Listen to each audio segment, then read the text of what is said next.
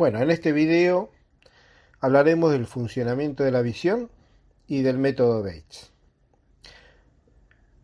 Nuestros ojos poseen células sensibles a la luz, denominadas conos y bastones, ubicadas en el interior del ojo en una zona denominada retina. Dicho esto, es de entender que para que podamos ver, precisamos la presencia de luz. ¿Y qué es la luz?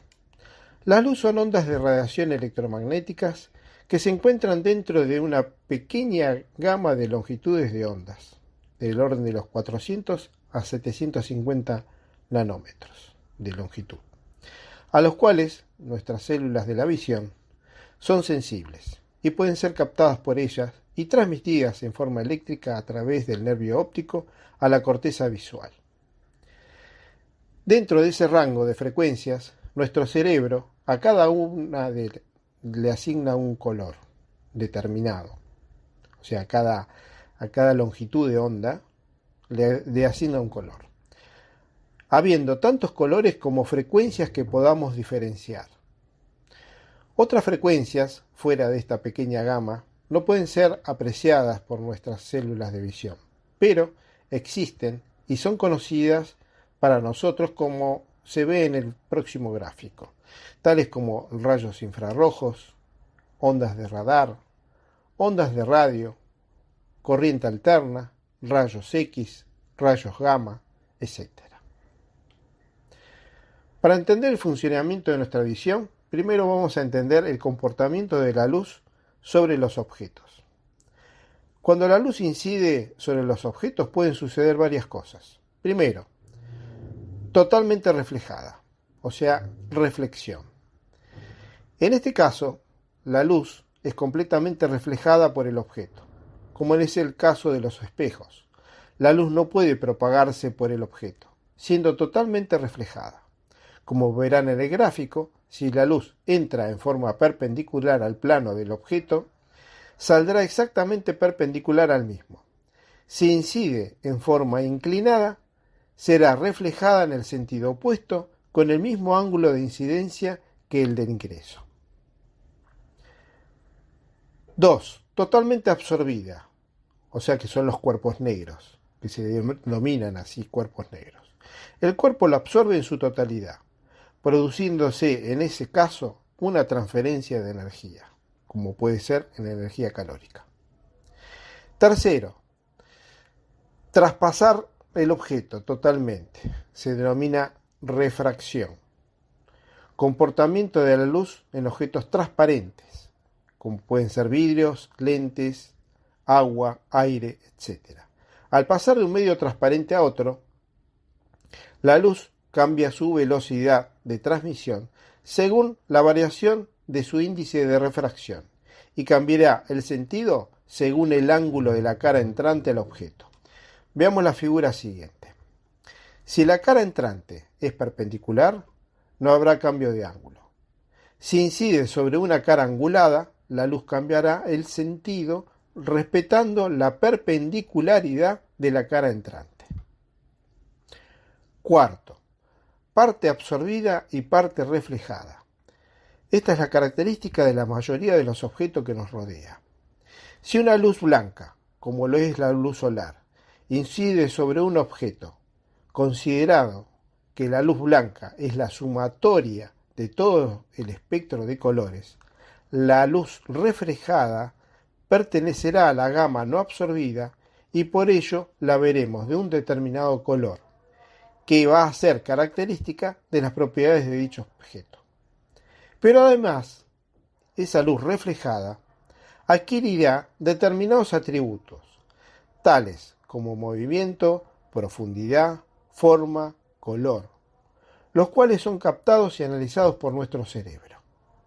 El movimiento y la profundidad van por una vía visual y la forma y el color por otra. Estas viajan a través del nervio óptico hasta la corteza visual, donde se realiza la unión de todos los atributos que, analizados por el cerebro en función del contexto, la escena, el aprendizaje y la experiencia previa y las emociones, elabora un constructo creativo mucho más completo y complejo que la suma de todas las partes.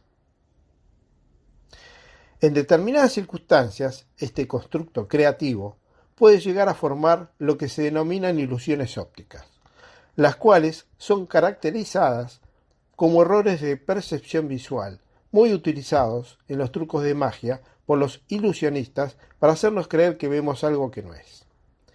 Si observamos la siguiente figura, nos dará la percepción de que las líneas horizontales no son paralelas, sin embargo, lo es. También puede suceder con las sombras y las tonalidades. Observemos la siguiente figura. Ustedes afirmarán que el mosaico A tiene diferente tono al mosaico B. Pues no es así. ¿Qué dirían si les digo que es el mismo tono? Pensarán que estoy loco, ¿no? Bien, ahora voy a colorear con un programa de fotografía, tomando el mismo tono de color de uno de los mosaicos y compararlo con el otro. Y fíjense en lo que sucede, por lo que no todo es lo que parece ser.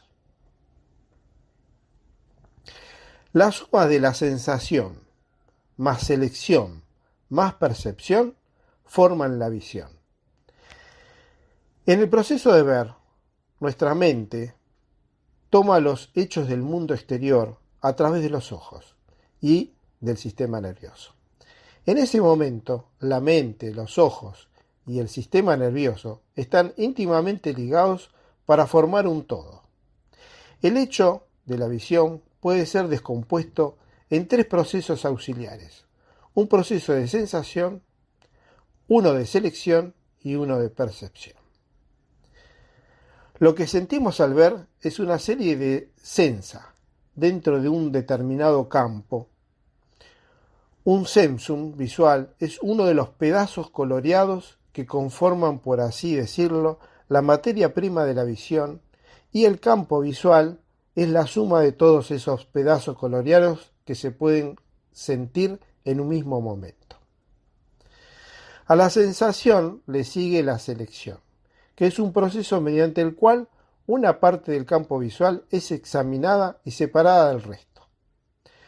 La base fisiológica de esto se basa sobre el hecho de que el ojo elabora sus imágenes más claras en el punto central de la retina, la región macular, con sus diminutas fobias centrales, el punto donde la visión se vuelve más aguda. Hay también, lógicamente, una base psicológicamente para la selección.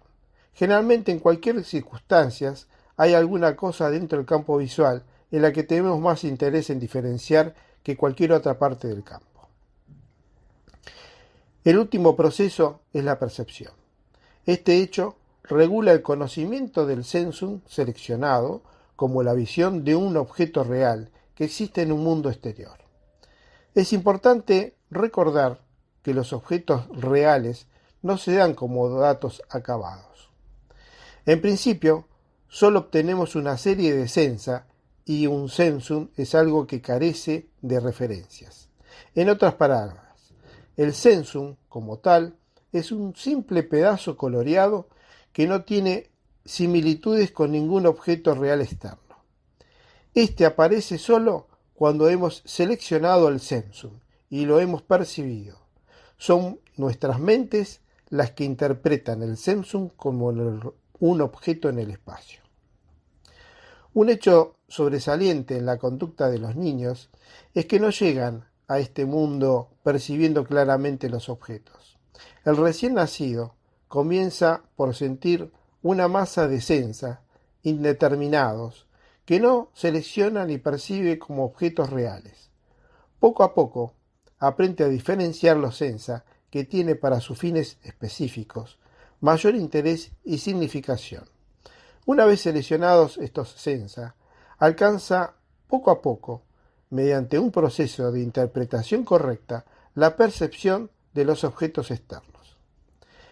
Este don de interpretar sensa como objetos reales externos quizás es innato, pero necesita, para su correcta manifestación, de un depósito de experiencias acumuladas y una memoria capaz de preservar ese depósito. La interpretación de sensa como objetos físicos solo se hace rápida y mecánicamente cuando la mente se basa en sus experiencias pasadas de sensas similares que fueron interpretados de un modo análogo. En los adultos, los procesos de sensación, selección y percepción son siempre simultáneos. Solo nos damos cuenta del proceso total de ver los objetos, pero nunca de los procesos auxiliares que terminan en la visión. Quizás, privando la actividad de la mente, se pueda lograr la captación de ciertos sensum como tales, o tal y como se presentan a los ojos del recién nacido. Sin embargo, esas captaciones son imperfectas y de poca duración. Para el adulto, una experiencia de sensación pura, sin la percepción de los objetos reales, solo se logra en la mayoría de los casos en determinadas condiciones anormales, si los mecanismos superiores de la mente fueron desconectados por medicinas o enfermedades. Experiencias así no pueden ser examinadas introspectivamente mientras tienen lugar, pero frecuentemente se puede recordar cuando la mente ha recobrado su estado normal. Recordando estos hechos, se puede obtener un cuadro real de esos procesos de sensación, selección y percepción, que terminan en el proceso final de ver los objetos físicos existentes en el mundo exterior. Estos hechos se pueden resumir así. Sensación no es igual a percepción. Los ojos y el sistema nervioso producen la sensación, la mente la percepción. La facultad de percibir se relaciona con las experiencias del individuo, es decir, con la memoria. La visión clara es el producto de la sensación exacta y de la percepción adecuada. Cualquier mejoría en la capacidad de la percepción tiende a acompañarse por una mejoría de la capacidad de la sensación y obviamente por la de ese producto de sensación y percepción, es decir, la visión. Percepción determinada por la memoria. Pensar que al aumentar la capacidad de percepción se mejora la sensación y la visión. Se demuestra no solo en las condiciones anormales señaladas, sino también en las actividades más comunes de la vida diaria. El microscopista experimentado verá ciertos elementos en el microscopio que el novato no ve. Si un habitante de una gran ciudad atraviesa un bosque, estará ciego para una multitud de cosas que el campesino verá sin inconvenientes. En el mar, el marino descubrirá objetos lejanos que para el hombre de tierra no existen, y así indefinidamente. En todos los casos en que se mejore la sensación y la visión en consecuencia del aumento de la capacidad de percepción, debido al recuerdo de circunstancias percibidas en el pasado. Cuando se desarrolla un tratamiento ortodoxo para la visión defectuosa, solo se presta atención a un elemento del proceso general de la visión, el mecanismo fisiológico del aparato de la sensación. La percepción y la memoria de quienes depende la percepción no son tomadas en cuenta. En virtud de lo importante papel que desempeña la mente en todo el proceso de la visión, es normal que cualquier tratamiento etiológico correcto de la visión enferma debe dar prioridad no solo a la sensación, sino también la percepción, y por lógica, los procesos de recuerdo, sin los cuales la percepción es imposible. Es notable que en el método de reeducación del Dr. Bates para los pacientes con visión defectuosa, no se descuidaron estos fundamentos mentales para el proceso total de la visión. Funcionamiento somático y mental. Lo más característico respecto al funcionamiento del organismo en su conjunto o de cualquier parte de éste es el hecho de no ser constante, sino altamente variable. En ocasiones nos sentimos bien y a veces no. Algunas veces nuestra digestión es correcta en otras pesada. Ciertas ocasiones nos enfermamos a las situaciones más peligrosas con calma y reposo, y en otras los inconvenientes más banales nos dejan enfadados y nerviosos. Esta carencia de uniformidad en el funcionamiento del cuerpo es el precio que hay que pagar por el organismo vivo y autoconsciente. Irremediablemente envueltos en un proceso que tenemos que adaptar a condiciones obligadamente variables. El funcionamiento de los órganos de la visión, el ojo que siente, el sistema nervioso que transmite y la mente que selecciona y percibe, no está exento al variable accionar del organismo tomando como un todo, o de cualquiera de sus partes. La gente que cuenta con ojos sanos y hábitos correctos para su uso, tienen, por así decirlo, un amplio margen de seguridad visual. Aun cuando sus órganos sensoriales no funcionen correctamente, ven lo suficientemente bien para los fines prácticos. Así pues, no son tan conscientes de las variaciones del funcionamiento visual, como lo son aquellos que tienen hábitos erróneos en su mecanismo visual y que detentan ojos alterados. Estos individuos tienen un margen muy pequeño en su seguridad visual o carecen por completo de él. Y en consecuencia, cualquier problema en su capacidad de visión produce resultados notables y, en muchas ocasiones, muy penosos. Los ojos pueden alterarse por muchas enfermedades. Algunas solo afectan los ojos y en otras la alteración ocular es un síntoma de disfunciones en otras partes del cuerpo, como en los riñones, el páncreas o las amígdalas. Otras enfermedades y estados de complicaciones crónicas menos graves no provocan alteraciones orgánicas de los ojos, pero influyen sobre su funcionamiento y en ocasiones se traducen en un descenso general de la vitalidad física y mental. Una mala dieta o posturas inadecuadas en el descanso pueden también afectar la visión. Hay también razones puramente psicológicas para un mal funcionamiento visual. La tristeza, la ansiedad, la irritación, el miedo y cualquier emoción desagradable pueden causar un mal funcionamiento pasajero o, si esas emociones son prolongadas, una alteración duradera. Si nos basamos en estos hechos, que son asuntos de la vida cotidiana, vemos que absurda es la conducta de la gente cuando se produce una disminución en la función visual. Pasando por alto el estado general de su cuerpo o de su psiquis, se aseguran a visitar el oculista, quien inmediatamente les receta un par de anteojos. El examen lo suele hacer una persona que nunca antes trató al paciente y que, por lo mismo, no tiene el menor conocimiento de él, como ente físico o como individuo, sin pensar en que la posibilidad de que la influencia en la visión se pueda deber a un mal funcionamiento pasajero, provocado por alguna alteración somática o psicológica. El individuo se coloca sus lentes y luego, de un breve lapso, algunas veces no tan breve, de molestias más o menos manifiestas, obtiene comúnmente una leve mejoría en su visión. Esta mejoría, sin embargo, hay que pagarla. La consecuencia inmediata será que jamás podrá dejar de usar lo que el doctor Lickewitz llamó las útiles muletas. Al contrario, la fuerza de las muletas tendrá que aumentar en la misma proporción en que disminuya la capacidad de la visión por su influencia.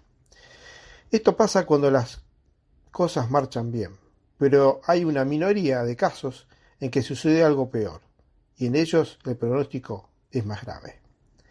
En la infancia, el funcionamiento visual se puede alterar fácilmente por emociones, las angustias y los esfuerzos. Pero en vez de dar los pasos conducentes a la eliminación de estos estados psicológicos y restablecer los hábitos adecuados para un correcto funcionamiento visual, los padres de un niño que se queja de dificultades para ver se apresuran a ocultar sus síntomas mediante lentes artificiales, con la misma ligereza con que le podrían comprar al niño un par de zapatos o un delantal a la niña. Adquieren unos anteojos para su hijo, obligando al individuo desde su niñez a usar un recurso mecánico del que dependerá por siempre si quiere neutralizar los síntomas de funcionamiento defectuoso. ¿Cómo sensan los ojos? Nuestros ojos precisan de la luz para poder sensar, ya que en el interior del mismo se encuentran dos tipos de células sensibles a la luz, la cual transforma esa señal luminosa en impulsos nerviosos que son transmitidos por intermedio del nervio óptico al cerebro, pasando por la corteza visual. La luz reflejada de los objetos, antes de llegar a la retina, deben pasar, o mejor dicho, refractar, por diferentes medios ópticos. La lágrima es lo primero que la luz toca al llegar a los ojos. Es segregada por una glándula ubicada debajo de los párpados. La segregación es estimulada con cada parpadeo y por la sensibilidad de la córnea. Estas cumplen varias funciones: lubrica, limpia, bactericida, nutricional y óptica. Bueno, lubricar ya sabemos todo cómo es el tema. Limpiar. Cualquier partícula que ingresa es detectada por la sensibilidad de la córnea, haciendo disparar más cantidad de lágrimas de manera de que la partícula salga de la zona. También es la encargada de retirar las células muertas producto de la renovación celular. Función bactericida. Es una barrera para las bacterias. El poder bactericida de una gota de lágrima equivale a 200 litros de agua salada. Nutricional. Alimenta las células vivas de la córnea, ya que como es un medio transparente, no le puede llegar la sangre. Óptico. Alisa la superficie de la córnea. La misma es rugosa si se la observa con un microscopio y, como vimos anteriormente, la luz, cuando cambia de un medio transparente a otro, si la superficie no es lisa, los rayos de luz se desviarán, como ocurre con los vidrios esmerilados. Luego tenemos la córnea. Es nuestra primera lente, pertenece a la capa más externa del ojo llamada esclerótica. La córnea es completamente transparente. Es una entidad anatómica muy interesante, ya que en el cuerpo no hay nada más que sea transparente. No tiene vasos sanguíneos.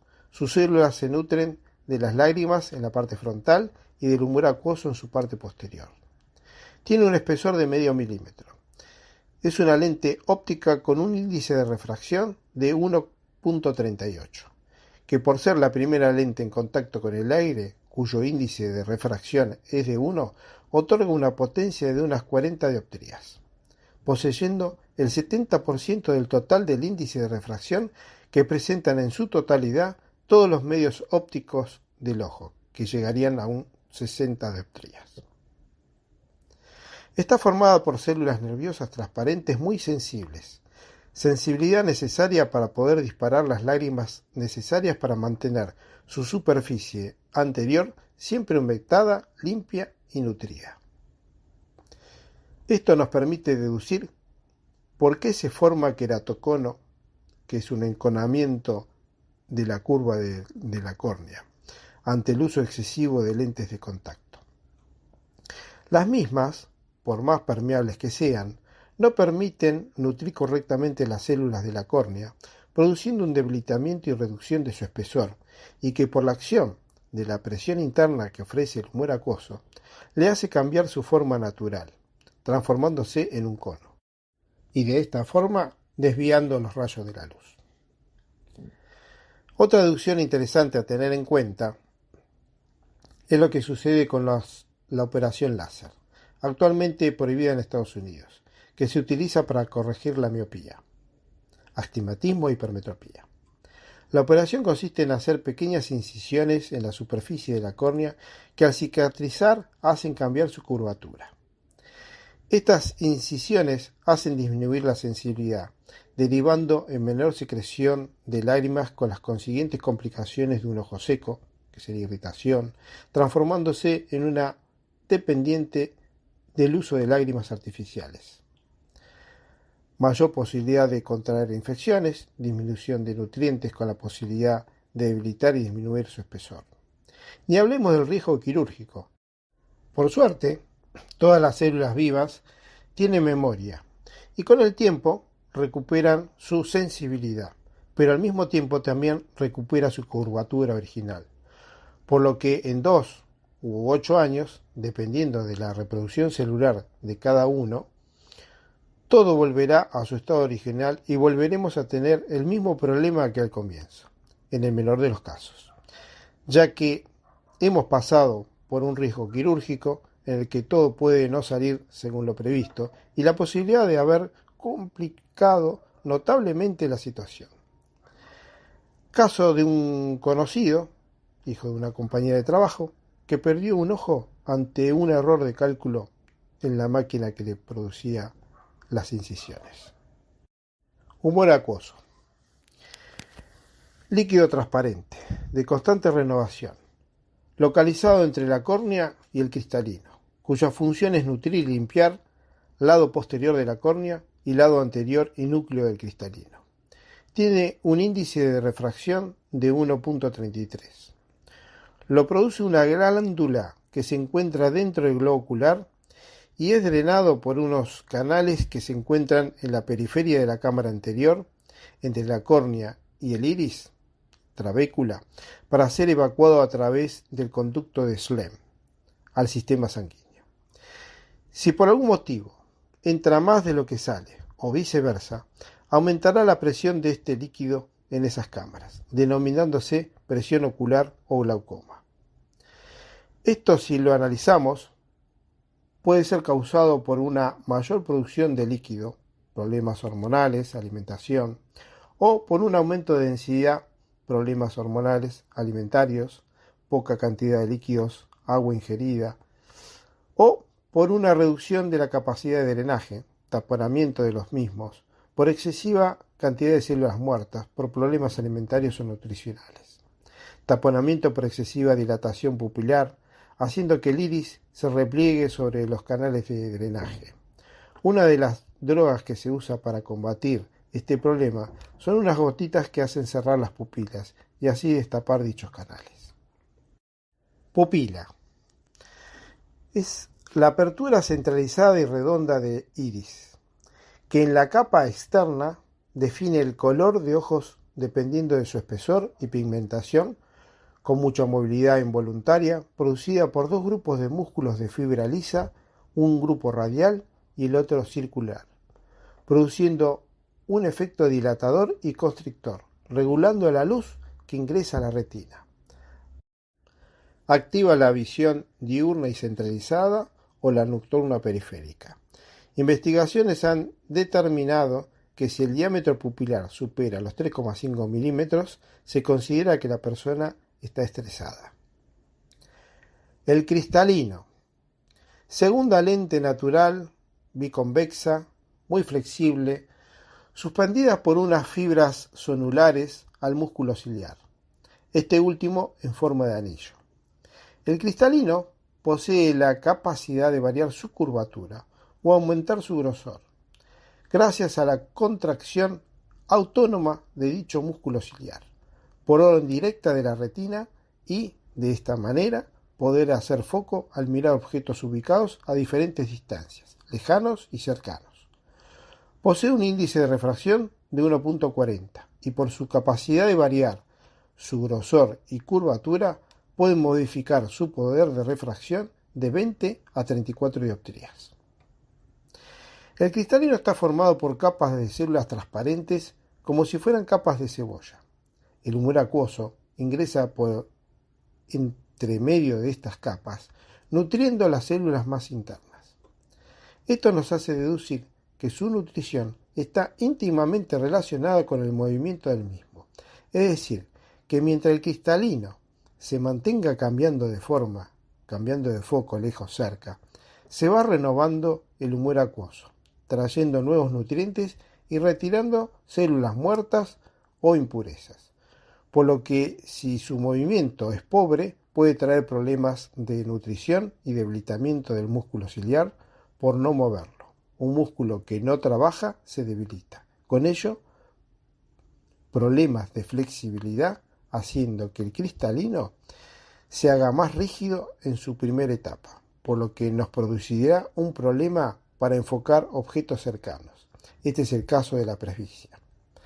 Para este problema es común recetar anteojos de aumento, haciendo que el movimiento del cristalino se reduzca cada vez más y el músculo ciliar cada vez más trabaje menos, debilitándose.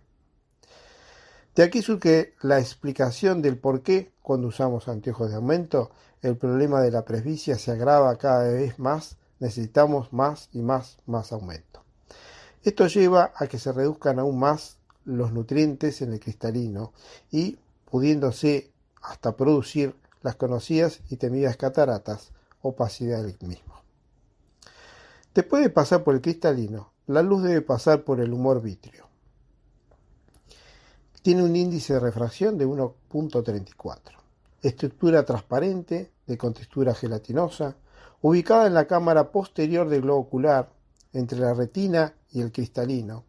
Ayuda a mantener la forma esférica del globo ocular y una importante función metabólica. Finalmente, la luz llega a la retina. Esta recubre todo el interior posterior de la cavidad ocular. Consume mucho oxígeno y es sumamente delgada, constituida por 10 capas. La más externa, en contacto con la coroide, se denomina epitelio pigmentario.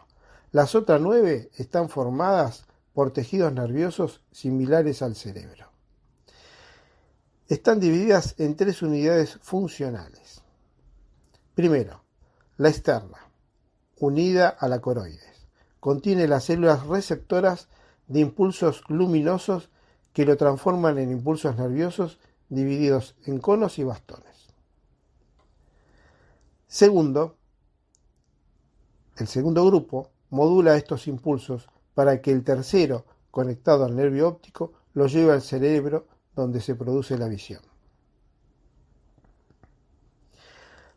La retina posee 2 zonas de gran interés: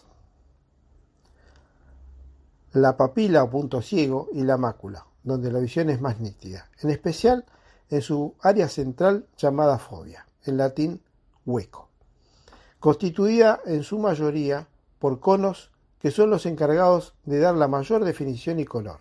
Se activan con mucha luz. Hay 3 tipos de conos, cada uno de ellos más sensible a un determinado espectro de color, como el rojo, el verde o el azul, que dependiendo de esa sensibilidad, el cerebro interpretará una gran variedad de colores, siendo los colores una experiencia subjetiva de la composición espectral de la luz reflejada por un objeto que incide en la retina. Mientras nos alejamos de esta zona central, la concentración de conos disminuye, aumentando la de los bastones, dando estos una visión más borrosa, con menos definición, en blanco y negro, pero muy sensibles a la luz. Se activan con muy poca luz, que se vendrían a determinar la visión nocturna. Su relación con los conos es de 16 a 1. La proteína actuante es la redoxina. La fovea es la zona que puede definir detalles. No posee más de 1 milímetro de diámetro. Por lo tanto, al enfocar una letra de tamaño normal, no me entraría la imagen dentro de dicha zona. Entonces, seguramente se preguntarán, ¿cómo es que la puedo ver nítida? No solo la letra, sino también la palabra. La respuesta es que el ojo realiza unos micros movimientos muy rápidos, cortitos, precisos, imperceptibles, en el orden del 50 a 60 por segundo. Es como un temblor, denominados movimientos sacádicos, por decirlo de una forma. Es como un escaneo, tomando entre 50 y 60 detalles por segundo.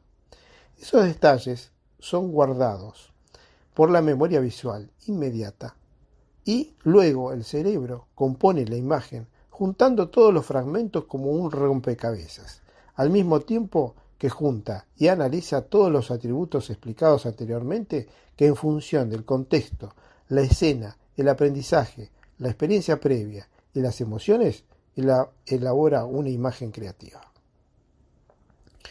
Por lo que si perdemos esa memoria visual, perderemos detalles, perderemos nitidez, debiendo volver a reescanear lo ya escaneado, trayéndome un doble trabajo y un cansancio. Esta especie de escaneo, para que sea óptimo, debe realizarse en una superficie reducida, que a la distancia de la lectura normal de 30 centímetros del ojo corresponde a una superficie del tamaño de una moneda. Si por malos hábitos queremos escanear superficies más grandes, lo que se denomina difundir imagen, los movimientos serán más largos, haciendo que no pueda producir los 50 movimientos por segundo, y con ello también tomaremos menos detalles por centímetro cuadrado, reduciendo notablemente de esta forma la resolución de imagen. Estos movimientos sacádicos se realizan en función de nuestra atención, generada por nuestros pensamientos, como podrán observar en la siguiente figura, la cual representa los movimientos sacádicos realizados por una persona en función a lo que decía que debía observar. Si debía fijarse en las personas, en los muebles, en general, etc. Hay estudios realizados de dichos movimientos en que la persona, a nivel consciente, no se dio cuenta de algo que había dirigido la mirada, o sea, que hay un nivel subconsciente de observación que va más allá de nuestro nivel consciente. Ahora bien, hasta ahora hemos visto cómo se genera la imagen en nuestro cerebro, que es el encargado de construir y darle sentido a esos reflejos luminosos, provenientes de los objetos, que percibidos por las células de la visión, conos y bastones, y transformándolos en señales eléctricas, son enviadas a la corteza visual. Por ahora, nos falta la parte de cómo se realiza el enfoque. Para explicarlo mejor y entenderlo fácilmente, vamos a considerar que estamos viendo un punto, o sea, un detalle tan pequeño de manera que pueda entrar dentro de la fobia. Este punto reflejará la luz en todas las direcciones. Gran parte de esos rayos de luz llegarán a nuestra córnea, primera lente. Esto las redireccionará al cristalino, segunda lente, al cual tiene la capacidad de variar su curvatura o grosor, gracias a la acción automática del músculo ciliar, de manera de hacer foco en la fobia, zona capaz de poder percibir los detalles y color. Esta capacidad de acomodación es necesaria, ya que si el punto se encuentra distante, los rayos vendrán más paralelos, el cristalino deberá aplanarse, y si está cercano, vendrán más oblicuos y el cristalino deberá engrosarse, de manera que siempre hacer foco en la fobia. Cabe destacar que cuando el cristalino se encuentra aplanado, o sea, que estamos observando un objeto a lo lejos, el músculo ciliar se debe encontrar relajado. Y cuando el cristalino se encuentra engrosado, el músculo ciliar está en tensión. Como dijimos anteriormente, este proceso del músculo ciliar es totalmente automático y manejado por la retina a nivel subconsciente. Pero ¿qué sucedería si por algún motivo no se llegara a hacer foco en la retina? Los rayos que vienen oblicuos, ya sea que converjan antes o después de la retina, formarán un círculo de borrosidad en ella. Este círculo será mayor o menor diámetro, dependiendo de cuán lejos o cerca converjan los rayos de luz.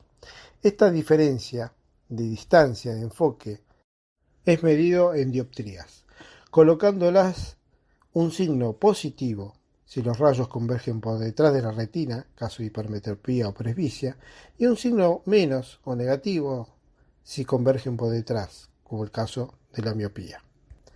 Ahora vamos a pasar a hablar de la hipermetropía. El globo ocular normalmente es esférico, de unos 2,5 centímetros de diámetro, y si por algún motivo se produce un acortamiento del mismo en su eje longitudinal, el punto focal quedará detrás de la retina, produciéndose la hipermetropía. Esto produce una visión nítida de lejos, pero borrosa de cerca. En la oftalmología tradicional, este error de refracción es compensado por una lente esférica del tipo biconvexa, de manera de aumentar el poder de refracción de nuestros medios ópticos naturales, y de ahí el valor más para estas lentes, de manera que los rayos de luz converjan un poco antes, o sea, en la retina, en la zona de la fovea. Como se puede observar, esta lente corrige el síntoma que, dicho de otra forma, compensa la causa. Si corrigiéramos la causa, el síntoma desaparecería por sí solo. Ya veremos más adelante cómo podemos corregir holísticamente la causa. Miopía. En este caso ocurre lo contrario a la hipermetropía. El globo ocular sufre un estiramiento o alargamiento en su eje longitudinal, de manera que la retina se aleja del punto focal de nuestras lentes naturales. O dicho de otra forma, los rayos convergen por delante de la retina. En este caso, las personas ven de cerca, pero borroso de lejos. Altos grados de miopía pueden producir un desprendimiento de la retina. Debido a alargarse el globo ocular, tiende a separar la retina del fondo. Esto puede además desencadenar que se corte la conexión con el nervio óptico. Tradicionalmente es compensado este defecto de enfoque o refracción con una lente esférica bicóncava, disminuyendo el poder refractivo de nuestros medios ópticos naturales, de ahí el valor negativo para estas lentes, haciendo que los rayos converjan un poco más atrás, llevando al punto focal justo en la retina. Como dijimos anteriormente, esto corrige el síntoma o compensa la causa. No corrigiendo la causa, solo la compensa. Astigmatismo. Lo anteriormente dicho es así, considerando que en todos los medios ópticos internos de refracción del ojo mantienen la simetría y esfericidad en cualquiera de sus meridianos. Si por algún motivo, por ejemplo, en la córnea, en alguno de sus meridianos la curvatura es mayor que en el opuesto, hará que la imagen en ese meridiano se produzca una especie de miopía, astigmatismo miópico, mientras que en el otro meridiano contrapuesto enfocará normal, por lo que se producirá una imagen distorsionada en la misma dirección del meridiano que posee la deformación, dándonos como una figura aplanada en ese meridiano y desenfocada. Si por el contrario el meridiano que posee el problema tiene menos curvatura, producirá una hipermetropía en dicho eje o meridiano, conformando una figura alargada, astigmatismo hipermétrope. Esto nos dará un doble punto focal, según el meridiano, produciendo una especie de doble imagen desenfocada. Tradicionalmente se corrige el síntoma, no la causa, con una lente del tipo cilíndrica, dándole más o menos poder de refracción al meridiano en cuestión. Hasta el momento hemos analizado los diferentes problemas de refracción o problemas de enfoque que poseen las personas. También dijimos que la mayoría de ellos son producto de la deformación del globo ocular en una u otra forma, excepto la presbicia. Según la oftalmología tradicional, esta deformidad ocular es heredada y no hay otra cosa que hacer al respecto más que compensarlo con anteojos de aumento. Según la visión holística, este cambio en la forma del globo ocular está producido por estados de tensión mental y estrés visual que tensa algunos de los músculos externos del globo ocular, produciendo los diferentes estados de error de refracción. Si observamos la figura que antecede, veremos que el globo ocular se encuentra abrazado por 6 músculos, 4 rectos y 2 denominados oblicuos. Estos músculos son los utilizados para realizar los movimientos oculares y son muy potentes. Los rectos se unen a la esclerótica, zona blanca externa del ojo, por delante. Los oblicuos abrazan el globo ocular por el medio, como si fueran 2 medios cintos. Cuando se tensan los músculos rectos, tienden a tirar para atrás el globo ocular. Por detrás del globo ocular se encuentra una membrana que no permite que se desplace más atrás. Por lo tanto, se acorta el globo ocular produciéndose una hipermetropía. Si la tensión muscular no es pareja al acortamiento, no se realizará en su eje, por lo que producirá un astigmatismo combinado con la hipermetropía. Si por algún motivo se tensan los músculos oblicuos, producirán un alargamiento del globo ocular, produciéndose la miopía. Si se tensan desparejos, producirá un alargamiento desparejo en su eje, produciendo un efecto combinado con astigmatismo. Estas tensiones de los músculos externos pueden ser combinadas de diferentes formas, produciendo todas las variantes que se nos pueda imaginar respecto a los diferentes problemas de enfoque o errores de refracción. Además, debemos tener en cuenta otra cosa. Si miramos el dibujo anterior, se verá que el globo ocular se encuentra dentro de una cavidad ósea. Los músculos externos del globo ocular forman un ramillete y por entre medio de él sale el nervio óptico circundado por el sistema de irrigación sanguínea. Al tensarse esos músculos externos, además de producir los diferentes errores de enfoque, miopía, hipermetropía, astigmatismo y la combinación de ellos, disminuirán el flujo sanguíneo al globo ocular, pudiendo llegar a producir un montón de enfermedades oculares tales como retinitis pigmentaria, maculopatía, reducción de sensibilidad de la retina, haciendo que necesitemos más intensidad de luz para enfocar, etc. Este concepto fue descubierto, investigado, estudiado, experimentado por un oftalmólogo estadounidense llamado William Bates y luego potenciado por todos sus seguidores de diferentes disciplinas, desarrollándose un método de recuperación visual sin anteojos de aumento, denominándose método Bates.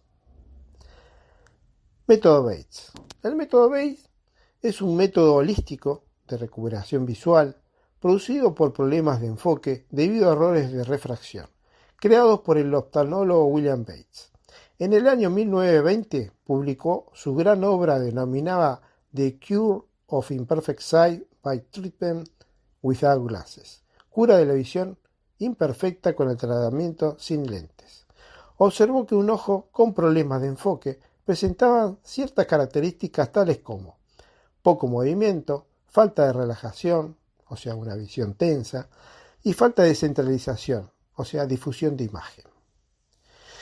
Que bastaba con tener una de estas tres características para que se produjera el problema de enfoque. De aquí deriva los tres principios fundamentales de la visión natural. Movimiento. Como ya vimos cuando explicamos el funcionamiento de la visión, el ojo realiza un movimiento de exploración, como un escaneo, movimientos sacádicos, para hacer pasar por la fobia todos los detalles que precisamos notar para formar la imagen nítida. Estos movimientos se realizan en el orden de unos 60 por segundo, 3600 por minuto, en un ojo con visión normal, reduciéndose notablemente a 800 movimientos por minuto en un ojo con problemas visuales. Relajación. En contraposición al esfuerzo y la tensión, un ojo para ver bien y para hacer todos estos movimientos tiene que estar relajado. Sin relajación no hay bastante movimiento y viceversa. Si no hay movimiento, no hay relajación. En un ojo con problemas visuales, al principio los movimientos van a crear más tensión porque están acostumbrados a moverse muy poco. Pero el objetivo es soltar la tensión a través del movimiento y alcanzar la relajación. Centralización. En contraposición con la difusión, si nuestro ojo explora y toma 60 detalles por segundo con pequeños movimientos rápidos de una zona reducida, obtendremos mejor definición de imagen. Si por el contrario queremos ver bien todo al mismo tiempo, estaríamos ampliando la superficie de exploración. Por lo tanto, obtendremos menos detalles por unidad de superficie, menos definición. Pero además, como los movimientos oculares serían más largos, realizaríamos menos movimientos por segundo, o sea, difusión. Y esto hará peor aún nuestra definición de imagen y hasta resultar muy agotador y tensionante. Los tres principios tienen que obrar juntos, tienen que haber movimiento que sea suelto a la vez, relajado, sin tensión, y tiene que haber centralización, mirar una cosa cada vez y no todo al mismo tiempo. La trinidad mala es fijar la mirada, tratar de parar el movimiento, mirar de una manera tensionada y tratar de ver todo a la misma vez. Esta trinidad mala, según Bay, son generados por malos hábitos de visión y los estados de esfuerzo y tensión. Los malos hábitos. Mirar con poca luz. Nos referimos a querer utilizar nuestra visión centralizada con baja iluminación. Recordemos, cuando explicamos el funcionamiento de la vista, que en la retina, la zona que podríamos ver con gran definición era la de la fobia. En la misma dijimos que estaba completamente ocupada por las células del tipo cono y que las mismas, si bien podían definir colores y nitidez, necesitaban mucha luz. Por lo tanto, al querer definir detalles con poca luz, nos trae tensión, cansancio y requiere un gran esfuerzo. Nuestro sistema automático de enfoque trabaja por contraste. Al no activarse bien las células que definen este contraste, nos produce un problema de enfoque, ya que no puede definir bien los bordes, detalles y contornos. Esto hace que el cerebro mande señales de ajuste al músculo ciliar, que permite que varíe el poder refractivo del cristalino. Repetidas veces tratando de encontrar el enfoque de ajuste, el punto exacto de ajuste. Al no encontrarlo, me genera estrés visual. Además, recordemos con poca luz, nuestras pupilas se dilatan, activando una mayor zona de nuestra visión periférica, la cual es borrosa porque es donde están los bastones. Pero si recordamos lo que dijimos anteriormente, de que al aumentar el diámetro pupilar aumentan los rayos oblicuos que ingresan y que al no enfocar bien me producirá un aumento de cono de borrosidad explicado anteriormente, trayendo como consecuencia un mayor desenfoque y estrés visual. Parpadear poco. El parpadeo es un rápido, ligero y fácil cerrar y abrir de ojos, escasamente perceptible, que hace con intermitencia todo ojo normal. La cantidad de parpadeos varía con el individuo y con el uso que se le esté dando al ojo. Si parpadeas más cuando se mira algo brillante que cuando se mira un tono suave. La supresión del parpadeo muestra la tendencia a la normalidad. El parpadear estimula y distribuye las lágrimas en el globo ocular proveniente de la glándula lacrimal ubicada bajo la porción externa del párpado inferior. Esa humedad lacrimal posee varias funciones: limpia, nutre, desinfecta, evita que se irriten los ojos, que siempre está saludable y transparente, evitando que se debilite y pueda producir enfermedades corneales como queratocono, queratitis, conjuntivitis, ulceraciones, etc. Da brillo a los ojos y la habilidad de reflejar la luz hace que la superficie corneal sea más lisa, evitando que los rayos de luz se distorsionen. Lubrica la córnea. Y en el frío el parpadeo se hace más frecuente para mantener la temperatura. Cada vez que se parpadea se relajan los músculos del ojo. La frecuencia de las impresiones visuales que recibe el ojo es de 50 a 60 imágenes por segundo, por lo que el parpadeo no interfiere en la ilusión de la vista continua. El dejar de parpadear constituye forzamiento y puede reducir el número de imágenes de dichas impresiones visuales a menos de 20. Cada vez que parpadeamos le da a los ojos un descanso y al mismo tiempo, cuando abrimos los ojos, genera un nuevo estímulo de enfoque, evita la fijación de la vista. Inadecuada respiración es otro de los síntomas. La retina es el segundo órgano que más oxígeno consume después del cerebro. Está constituida por las mismas células cerebrales, por lo tanto una buena respiración profunda promueve la buena salud de dichas células. Falta de memoria. El cerebro utiliza la memoria visual para ir guardando momentáneamente los detalles que el movimiento sacado sacádico va tomando, para después ser utilizada para formar la imagen. Una falta de memoria nos puede hacer perder detalles de la imagen y por ello perder resolución o nitidez. Además de un cansancio por tener que escanear la misma zona varias veces. Malas posturas. Las posturas inadecuadas traen como consecuencia contracturas, tensiones corporales, que a su vez serán transmitidas a otras partes del cuerpo. Pero más importantes son las tensiones y contracturas de los hombros, cuellos, las cuales producirán una disminución de irrigación sanguínea hacia la cabeza y por ende a los ojos, disminuyendo los nutrientes, oxigenación y retiro de residuos biológicos provenientes de las células. Una mala postura promueve una mala visión y desarrollo de enfermedades tales como vasculopatías, cataratas, queratoconos, retinitis pigmentaria y todas aquellas relacionadas con la nutrición y oxigenación celular. Mala alimentación. Una mala nutrición, además de producir una debilidad celular, puede traer aparejado problemas de irrigación sanguínea por taponamiento vascular, produciendo todos los inconvenientes y enfermedades anteriormente descritos. Poco cambio de foco. En nuestro sistema de enfoque interviene la acción de músculos y como todo músculo del cuerpo cuando no se ejercita se debilita. Por lo tanto, el cambio de foco mantiene la tonicidad de los músculos intervinientes en el enfoque, como en actividad el músculo, el estímulo que envía al cerebro para que esos músculos trabajen. Además, recordemos lo que hemos dicho con respecto al cristalino. Si éste no se mueve, la nutrición es pobre y con ello se vuelve más rígido, promoviendo a la muerte celular del mismo y de esa forma transformándose en cataratas.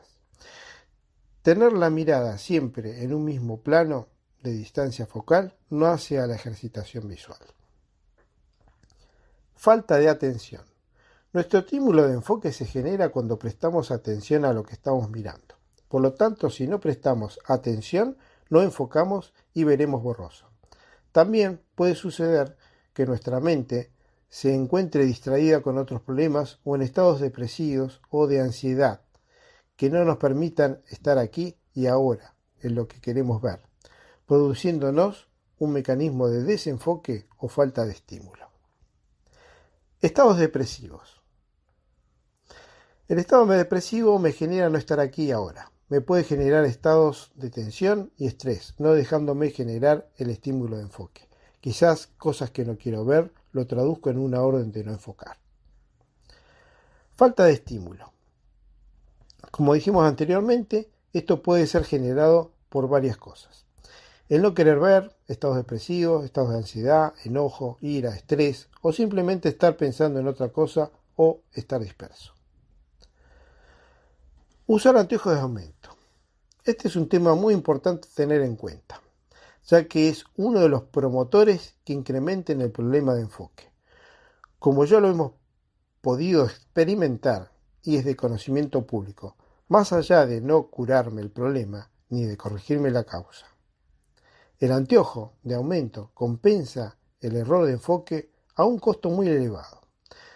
Analizando todo lo que hemos estado exponiendo, cuando yo me coloco una lente de aumento, estoy compensando el alargamiento, acortamiento del globo ocular o la falta de tonicidad del músculo ciliar o el endurecimiento del cristalino o la falta de estímulo, ver todo lo anteriormente descrito.